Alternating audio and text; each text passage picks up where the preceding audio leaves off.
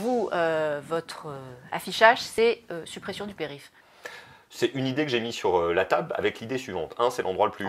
On peut dire que dans le côté justement travaux, suspendre tous les travaux Eh bien, ou justement. supprimer le périphérique, on est justement. aussi un peu dans l'utopie. Non, c'est pas une utopie, c'est un objectif et il faut assumer la part de rêve et de vision qu'il y a là-dedans. Parce que l'idée, c'est de construire le Grand Paris pour de vrai. Le périphérique, c'est un mur qui coupe Paris en deux. C'est un mur qui pollue, tant du point de vue atmosphérique et du point de vue sonore. Mais il faut en faire des rêves. Et moi, j'ai d'autres rêves. J'en ai d'autres à Paris. Je veux qu'il y ait 100% de bio dans les cantines.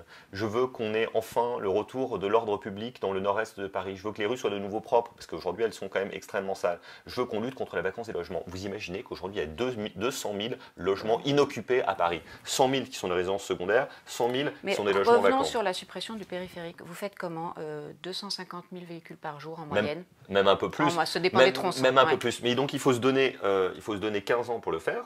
Créer d'abord des alternatives, c'est-à-dire faire exactement l'inverse de ce qu'a fait la majorité actuelle. Donc le Grand Paris Express, qui est un métro qui permet de contourner Paris.